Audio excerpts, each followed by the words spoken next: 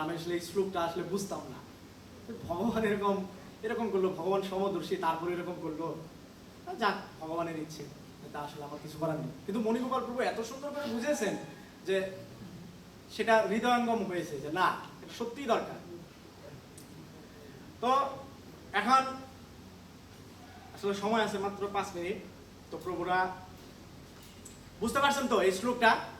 এখন আপনাদেরকে যদি কেউ বলে এরকম যে তোদের মধ্যে এরকম বিভিন্ন জাতিভেদ আছে, এই আছে, আপনারা অন্তত এইখানকার এই ক্লাসে ভগবানের কথামৃতের এই ক্লাসের মাধ্যমে অন্তত একটি উদাহরণ দিয়ে তো তাদের বোঝাতে পারবেন কিনা?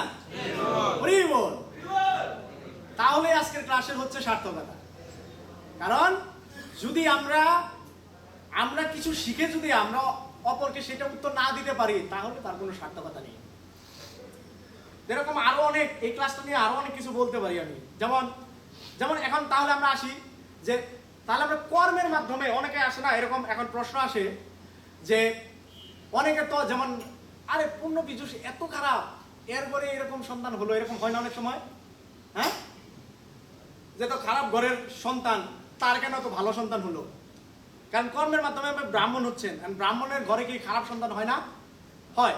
তাহলে সেটা কিভাবে হলো? আবার প্রভু ক্লাসে বলে গেলেন গুণ এবং কর্মের মাধ্যমে আমি উচ্চ স্তরে অধিষ্ঠিত হতে পারি।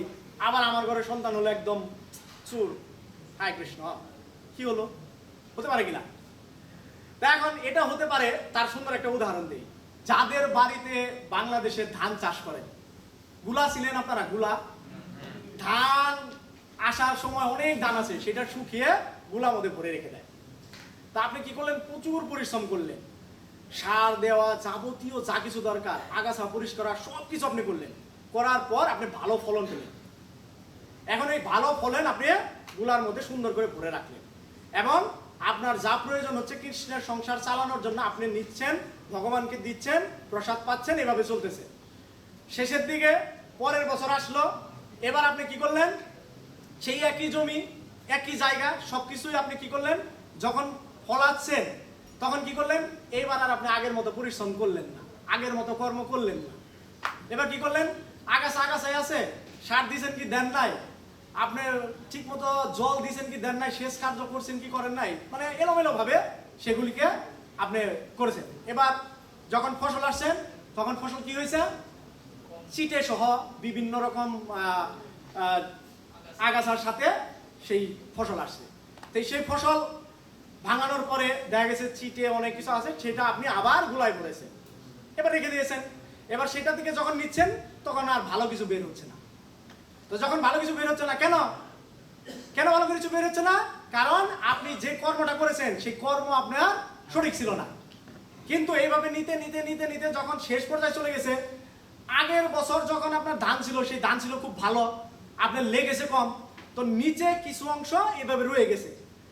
আর এবার কি করছেন? ওই গুলা এমন ছিল, আমার দাদুর পর্যন্ত ছিল, এখন আর নেই। তো এইটার মধ্যে এইভাবে গিয়ে ধান তুলে নিয়ে আসতে হয়, তো শেষ পর্যন্ত কিছু থেকে যায়, আনা যায় না। তো সেটাকে কি করতে হয়? ওই নিচে ফুটো করতে হয়, অথবা নিচে একটা সিস্টেম থাকে খোলার জন্য, যেটা খুললে পরে, কাট করলে পরে সেটা দিয়ে ওই ধানগুলো মানে পরে। তো দেখা গেল যে সেই পরের বছর যখন ওই ধানটাকে আপনি এভাবে নিতে নিতে আগের চিটো ধানগুলি আপনি উপর থেকে নিয়ে নিছেন, এবার লাস্টে যখন ওই নিচে খোলা করে আপনি ধানটা নিচ্ছেন, তখন ভালো ধান বেরিয়ে আসছে। এখন তো আপনি অবাক হয়ে গেলেন, হায় হায় এই ধান কোত্থেকে আসলো, কারণ আপনার তো মনে নেই, এটা অনেক আগের কথা। তো এটা হচ্ছে আপনার কর্ম, আগে আপনি ভালো কর্ম করে ওখানে জমা রেখে দিয়েছিলেন। তো ভগবান ওই ভালো কর্মের জন্য ওইটা অবশিষ্ট ছিল, সেই অবশিষ্টের কারণে আপনি চুর হওয়ার পরেও আপনার ঘরে ভালো সন্তান জন্মগ্রহণ করছে। কেন? আপনার কর্ম ভালো ছিল, প্রিভিয়াস কর্ম। আর প্রেজেন্ট যে কর্ম করেছেন সেই কর্ম ভালো নয়, যার জন্য ওই যে আপনি চিটে ফেটা ধান খেয়েছেন। তো হরে কৃষ্ণ, আপনাদের এরকম মূল্যবান সময় আজকের জগন্নাথের কথামৃত শ্রবণ করার জন্য আপনাদের চরণে আমি অনন্ত কোটি ধন্যবাদ জ্ঞাপন করছি।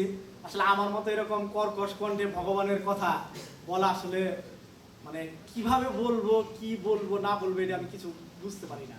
তো তারপরেও আপনাদের থেকে আমি আজকে একটা শিক্ষা নিলাম, এত সুন্দর করে নীরবে আপনারা ভগবানের কথা শ্রবণ করেছেন, যেটা আসলে শিক্ষণীয়। কারণ কোনো প্রকার কোনো মোবাইলের শব্দ নেই, কোনো এলোমেলো কোনো কিছু নেই, এত সুন্দর করে আপনারা শ্রবণ করেছেন। কারণ এই কথাগুলি আমার না, এই কথাগুলি ভগবানের। আর এইখানকার যত কৃতিত্ব আছে সব কৃতিত্ব হচ্ছেন আমার গুরু মহারাজের। তিনি আমাকে অহেতুকীভাবে তিনি আমাকে এই কৃষ্ণ জ্ঞান বলার বা জ্ঞান দান করেছিলেন বিধায় আজকে আমি বলতে পারলাম। এটা সম্পূর্ণ আমার গুরু মহারাজ এবং আমি যাদের কাছ থেকে এগুলি শ্রবণ করেছি বা এই শ্রবণ করার মাধ্যমে আমি শাস্ত্র যখন ওইটা অধ্যয়ন করেছি, কেন অধ্যয়ন করেছি, তাদের কাছ থেকে আমি শ্রবণ করেছি। শ্রবণ করার পরে আমি গিয়ে সেটা আবার অধ্যয়ন করে দেখেছি যে না, খুবই সুন্দর, প্রভু প্রত্যেকটা কথা খুবই মাধুর্যপূর্ণ বলেছেন। তো সেই হিসাবে সব কৃতিত্ব তাদের মাঝে গেছে, আমার কোনো কিছুই নেই।